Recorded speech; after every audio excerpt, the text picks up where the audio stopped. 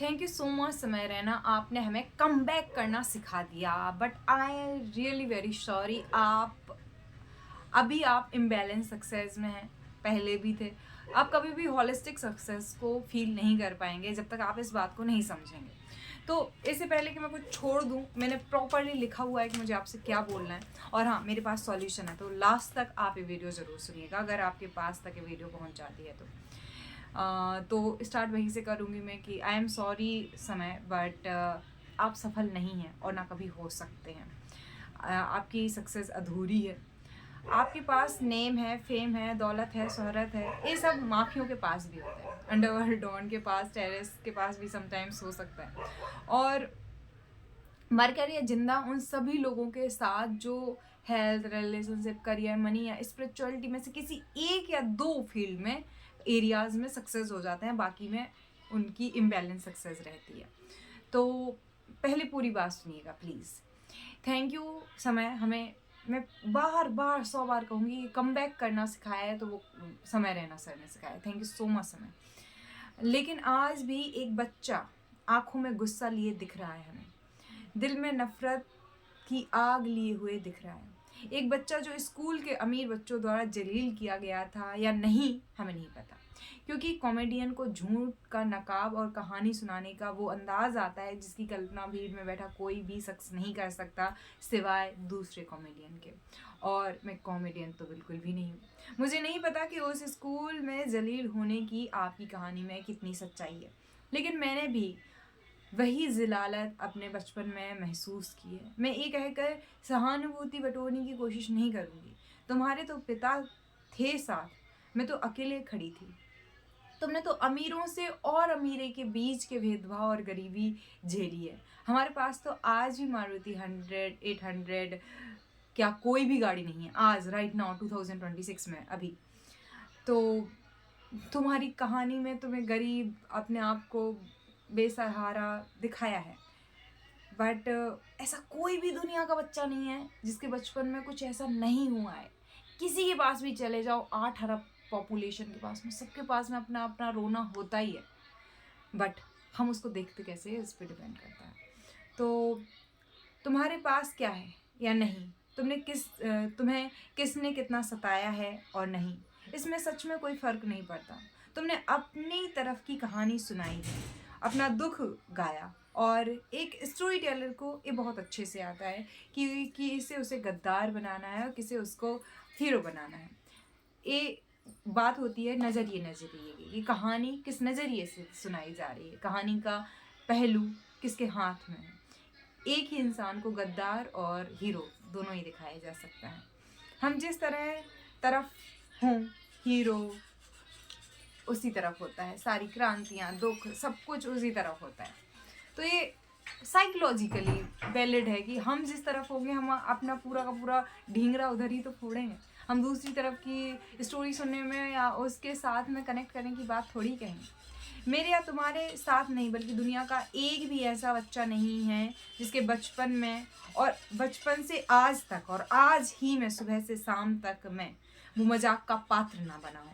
लेकिन हम कहें कि हमें इसे अपनी लाइफ स्टाइल में डालेंगे, मतलब कि इसको हम अपनी लाइफ स्टाइल में ऐसे डालेंगे कि हम कूल हैं, हम क्रेजी हैं और ये बहुत अच्छा है, हमारे साथ हुआ है तो हम सबकी बात लगाएंगे, हमें इमोशनली टॉर्चर मिल रहा है तो हम सबको करेंगे। हाँ, कर सकते हैं आप, ये आपकी चॉइस है। एंड नैरो फील्ड है जिसमें बहुत सारे लोग इंटरेस्टेड होते हैं, क्योंकि सबके साथ हुई है तो रिलेट भी लोग कर ही लेते हैं इजीली। पर आप इसे इम्बैलेंस सक्सेस कहिए, और हमेशा कहेंगे। आपको समझना पड़ेगा इम्बैलेंस सक्सेस क्या होती है, क्योंकि इसमें मनी है, बहुत है, एरिया है जहाँ पे आप सक्सेस हैं मनी के और एज अ करियर के। लेकिन एट द सेम टाइम जो होलिस्टिक हैप्पीनेस है और सक्सेस है, वो कोसों दूर होगी आपसे, क्योंकि अंतिम मूवी में जो उस हीरो के साथ होता है वैसे ही तुम्हारे साथ हुआ है ऑलरेडी। जान से नहीं, लेकिन इमोशनली डेथ तुमने एक्सपीरियंस की है, और जो तुम कर रहे हो और अभी हज़ारों बार जाने कितनी बार करोगे। क्यों? क्योंकि तुम्हें वो चुना है अपने लिए। इसके आज तुम कहो कि मेरे साथ गलत हो गया है, सडनली किसी के साथ आचार प्रशांत का और ध्रुव राठी का एक वो था, गॉड इज एग्जिस्ट करके एक वीडियो है जिसमें ध्रुव राठी और आचार्य प्रशांत बात करते हैं। तो एक वो सिचुएशन रखते हैं ध्रुव राठी कि अगर आपके मतलब आपको कोई आपके ऊपर बाथरूम करके जाता है, थूक के जाता है, आपको मारता है, पीटता है, तो क्या करोगे? तो आचार्य प्रशांत इतना खूबसूरत आंसर देते हैं कि वो सबको सुनना चाहिए मुझे लगता है। उन्होंने कहा कि आज उसके साथ ऐसा हो गया, आज की बात नहीं, आपने इतना डेंस बना दिया उस कंडीशन को। इसके लिए उसने प्लानिंग की थी, ऐसा ऐसा सडनली नहीं हो गया, इसके लिए उसने बनाया था कि कोई ऐसे ही आके मेरे ऊपर कुछ भी करके चला जाएगा, कोई ऐसी थपड़े आके मुझे चला जाएगा, नहीं, मैंने वो क्रिएट किया है। तो आज जो भी आपके साथ हुआ वो आपने ही क्रिएट किया था। कि एक पीक होता है सहने का, आप वो सब कर सकते हैं जो आपको गंदगी फैलानी है, फिर मतलब गंदगी नहीं कहूँगी, मतलब sorry, I am really very sorry for that, I am sorry, please cancel कर। गंदगी नहीं है, अच्छी या बुरी चीज़ हम पे डिपेंड करती है कि हम उसको कैसे मानते हैं, लेकिन आप उसको वाइडर सब लोग देखें यहाँ तक नहीं हो। और ये आपको बहुत अच्छा डिसीजन है कि आओ मैं और ज़्यादा करूँगा, बट स्मार्टफोन वगैरह वगैरह छीन लूँगा। लेकिन वेट, अभी ये तो प्रॉब्लम मैं बता रही हूँ, बट मैं प्रॉब्लम में से नहीं हूँ, मेरे पास में प्रैक्टिकल सॉल्यूशन होते हैं। क्या कोई सॉल्यूशन है? यस, डेफिनेटली है। You are a real creator. आप किसी भी फील्ड में घुसे होते, इस वाले फील्ड को छोड़ दीजिए, आप किसी भी फील्ड में घुसे होते हैं, उससे ज़्यादा ही आपकी दम होती है, क्योंकि वो एक एनर्जी की बात होती है, वो एक क्रिएटिविटी की बात होती है, और वो क्रिएटिविटी आपके अंदर दबा दबा के भरी हुई है। आज आप चेस में भी आप मल्टी टैलेंटेड, आप हज़ारों कामों में जिसमें भी जाते हो टॉप 10, मतलब कि टॉप में ही रहते, क्योंकि आप में है वो क्रिएटिविटी का कीड़ा जो होता है। आपके अंदर इतनी क्रिएटिविटी है कि उससे दुनिया को एक नई दिशा, जिसमें होलिस्टिक हैप्पीनेस के साथ सक्सेस होगी, मतलब आप दिखा सकते हैं। वो कैसे कि आप ऐसी दिशा दिखा सकते हैं। तो मेरे अंदर अभी इतनी हिम्मत नहीं है कि मैं आपको बहुत ज़्यादा गाइड करूं, लेकिन सॉल्यूशन है मेरे पास।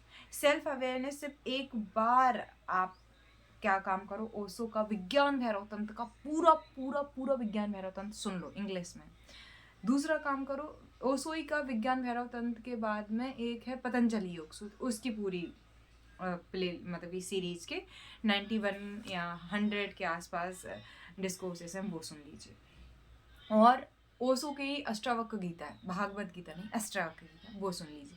फिर आपके अंदर जो डेप्थ होगी ना, वो इतनी हाई होगी कि आप जो भी बोलोगे, फिर आप कुछ भी बोल लो, फिर क्योंकि आप एंड तक उस शो के या वीडियो के वो देखे जाओगे, जो किसी क्रिएटर की में हिम्मत नहीं है, क्योंकि आपके अंदर क्रिएटिविटी बहुत है, और ये आपको कंटेंट देगी, और वो आपको आपकी क्रिएटिविटी ऐसा ग्रेट क्वालिटी कंटेंट बनेगा कि जिसकी कल्पना नहीं की जा सकती। ये तो बात हो गई कि इंटरनली आप ग्रो कैसे होंगे। अब एक्सटर्नली की बात करूँ तो हेल्थ, रिलेशनशिप, करियर, मनी। अब ये हेल्थ देख के, आपका सिर्फ बाहर से देख के सबको दिख रहा है कि आपकी मेंटल हेल्थ की लगी हुई है, आपकी इमोशनल हेल्थ की लगी हुई है, तो आपको बाहर से भी हैप्पी रहना पड़ेगा। और ये सब कुछ आपको मटेरियलिस्टिक लाइफ की सक्सेस जो दिला सकते हैं, हेल्प कर सकते हैं, आप हो, आपके पास ऑलरेडी, लेकिन उसको फील आप प्रॉपरली तब कर पाओगे जब आपके पास एक प्रॉपर कोच होगा, और मितेश खत्री सर से अच्छा कोई नहीं मिलेगा। तो मितेश खत्री सर आपको हेल्थ, रिलेशनशिप, करियर और मनी, ये 4 सिखा सकते हैं, और 5वां ओशो सिखा सकते हैं। फिर आप हॉलिस्टिक सक्सेसफुल होंगे, और जो आपको देखेगा वो भी हॉलिस्टिक सक्सेसफुल होगा। तो ये दोनों ही बातें मैंने आपको बता दी है। इससे सबसे ज़्यादा फ़ायदा आपको होगा। ओशो एक इंटरनेशनल, मतलब कि आज के टाइम पे अगर वो होते तो बहुत बड़े क्रिएटर होते, तो ओशो की ऑडियंस ग्लोबल लेवल की है, आप भी ग्लोबली ज़्यादा काम करने वाले हैं, तो बहुत अच्छा कॉम्बिनेशन रहेगा। मितेश खत्री सर आपको उस सक्सेस को जो इंटरनली आप फील करेंगे, उसको मटेरियलिस्टिकली आप एक्सपीरियंस करें, ये सिखा देंगे, तो ये आपके लिए सबसे ज़्यादा यूज़फुल होगा। और बाकी एक और बाद में आपको थैंक यू बोलूँगी, आपकी वजह से मैंने भी बहुत सारी लाइफ में गलतियाँ की है, एंड कम बैक भी करा है, बट आपसे मैंने कम बैक करना बहुत अच्छे से सीखा है। आपको अपने बिहाफ पे हील करने की मैं कोशिश करूँगी। I am sorry, please forgive me, thank you, I love you. होप नो प्रेयर होती है जो हम किसी के लिए भी कर सकते हैं, आप मेरे लिए भाई जैसे। इसके साथ में मैंने 5 दिन की वर्कशॉप रखी है, जो कि 20 से लेके 24 अप्रैल तक की है। आप इसमें इनरोल कर सकते हैं। 10 लाख इसकी फ़ीस है। आज तक मैंने किसी को हील नहीं किया है, बट मुझे विश्वास है कि मैं आपको हील कर सकती हूँ। और जिसको भी हीलिंग की ज़रूरत है, तो 10 लाख का वर्कशॉप है 5 दिन का।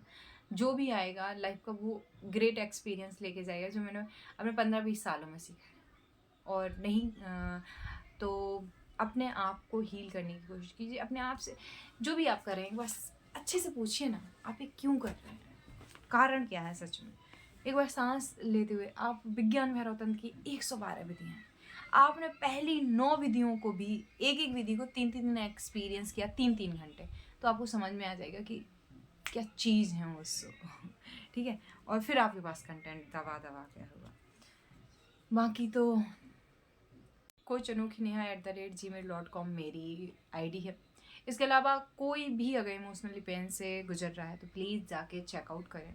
मैंने पूरी प्लेलिस्ट क्रिएट करने की कोशिश की है, हेल्थ, मनी, रिलेशनशिप, करियर और स्पिरिचुअलिटी पे, हीलिंग पे भी साथ में। सो मेरे साथ में आप बोलिए आई एम सॉरी समय, प्लीज़ फॉरगिव मी समय, थैंक यू समय, आई लव यू समय।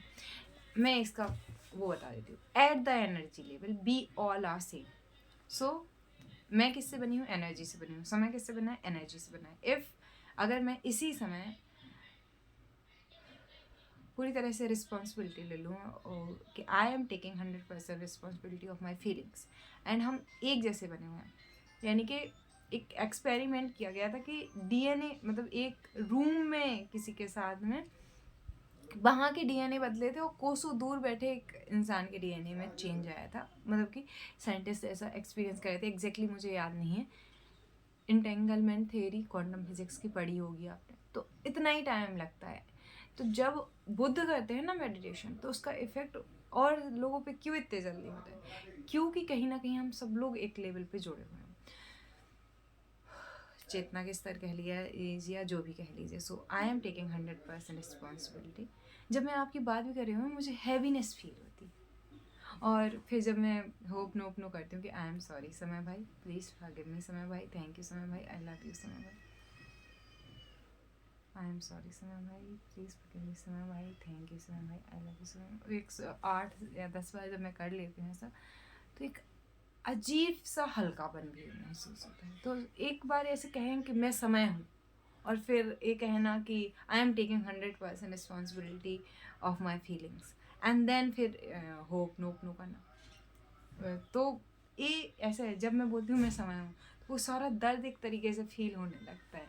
और फिर उसके बाद में जैसे ही कि आई एम टेकिंग 100% रिस्पॉन्सिबल, तो मैं ही रिस्पॉन्सिबल, समय ही इसके लिए रिस्पॉन्सिबल है। एंड समय ने इसको अट्रैक्ट करा है, तो समय इसको इससे और अच्छी कंडीशंस को अट्रैक्ट कर सकते हैं।